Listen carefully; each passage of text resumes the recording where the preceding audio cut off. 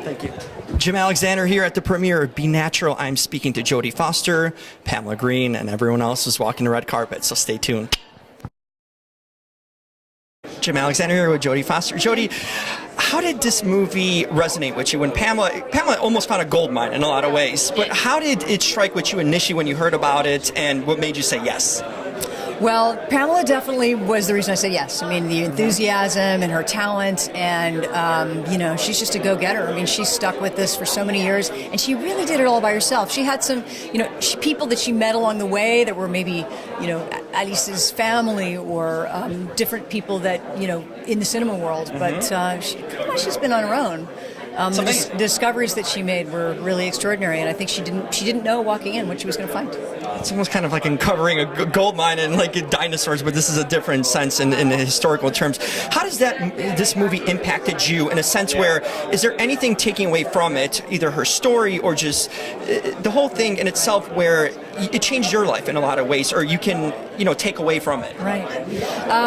Well, the amazing thing is that nobody's ever heard of her. I mean, I had no idea about Alice Guy Blaché. Maybe Martin Scorsese did, but I really didn't know anything about her. And then to find out that she really was possibly the first narrative filmmaker of all time, that she, things like she gave Georges Méliès his first job, and he's the father of cinema, that she made thousands of movies, not just thousands of films. She had her own studio. First film with an all-black cast. Possibly. We don't know. Way ahead of her time. Way ahead of her time. A great feminist, and women need to know that there were women at the beginnings of this who just got their names erased in the history books.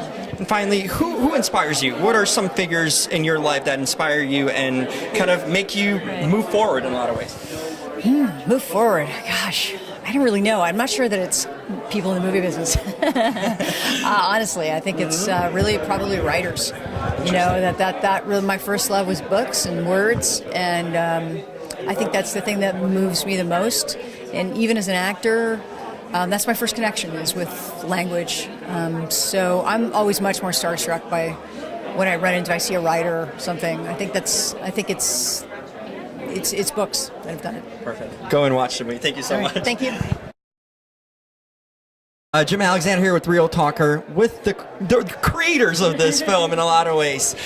Ladies, tell me, how did you come across this gold mine? In a lot of ways, it's crazy to think about it. The story hasn't been told or found. What is the initial kind of discovery of it?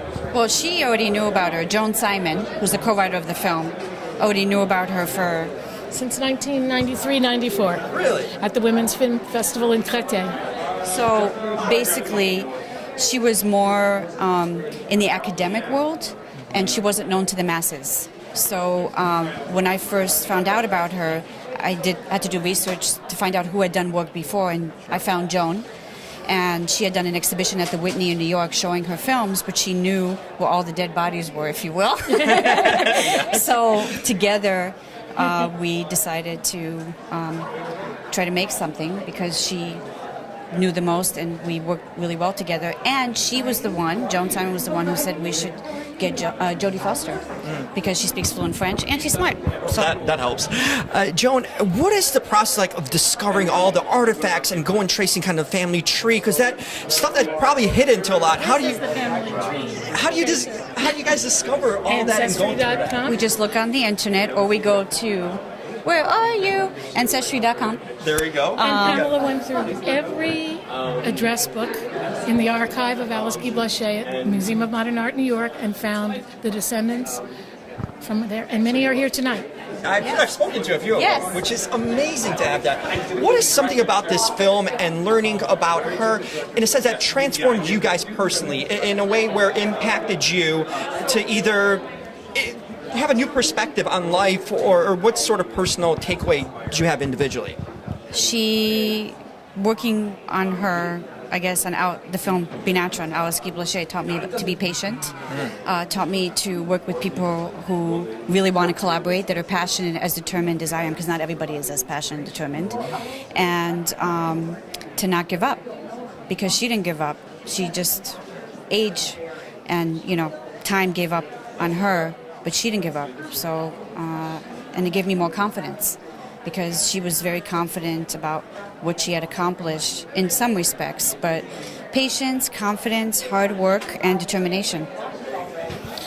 And if you can see her, you can be her. To many young people, many young women, she was the first writer, director, producer, studio owner. She was a creative, and she was an entrepreneur, and she was a mother. Ahead of her time, way ahead of her time. And she did it really, really well. She had a career longer than Edison, the Lumieres, and Méliès in 2 countries. And longer than some of the people careers today. One of the reasons I have all these people in the film is because how do you explain all these different roles to a contemporary modern audience? You have to find all the different things that she did and break her up, and she did a lot.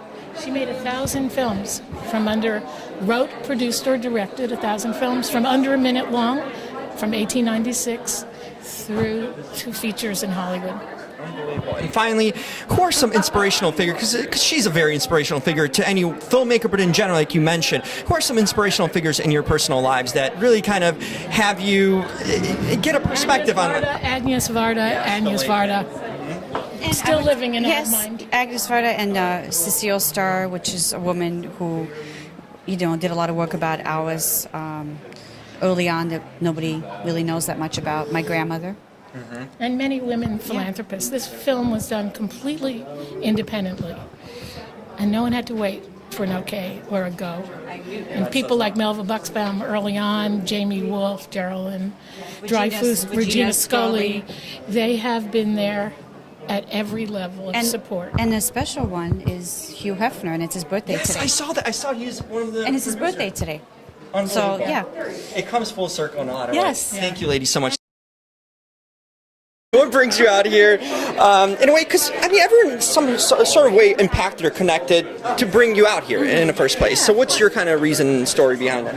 Well, I heard about the movie in Cannes, and it really influenced a lot of the producers and that I work with, female producers, and I champion female in general, right? Filmmakers, and that's the work that I do outside of making movies. Mm-hmm. So I wanted to be here to support, first of all, the movie and celebrate Alice, and also all the amazing filmmakers. There's so many, admiring directors that I admire, and that I would love to see the movie. So I'm here to do both. It's interesting because this one was so far ahead of our time, really far ahead in time, and now we're in a day and age where we're finally getting recognitions, and Pamela bringing this movie kind of to light. How do you feel about, in the last few years, the change we've seen in the industry, and you being heavily involved? What sort of changes have you personally noticed that we're part of now? Oh, I see a huge difference. I get to work with more female directors, female producers, even financiers, and it's exciting. I feel like past few years I was the only woman in the room usually, and now I'm not anymore, and I feel like women kind of came together, and now they feel the responsibility to help other women rise up. So I see a lot of the women that I work with actually mentoring more and kind of stepping out and kind of, making sure they champion other women so they can get the opportunities they need. I have a nonprofit that I started called Women Creating Change, that it's all about kind of celebrating women and creating opportunities for them. So we see the difference. What more can we do, in a sense, to foster this and continue this growth so it keeps on continuing and expanding in a lot of ways and doesn't stop? Well, it's still not 50-50, right? So I think there's a lot more work to be done. It's just the fact that it's in our conscious now, and it's not kind of in the back of our head, it's a huge step. And the more women, taking responsibility. It only takes like one person to vouch for you. So I feel like if we all take like a small responsibility and just be responsible to I'm going to try to work with more women director. I'm going to try to have more women. Competition either in a lot of ways too. Not competing against each other instead of just kind of fostering a sisterhood. Exactly, because I think the power community is huge, and when we work together and not against each other, we can make such a huge difference in the world in general, right? Not just filmmaking. So I don't think you could said it any better. Thank you so much. Really appreciate it. Thank you.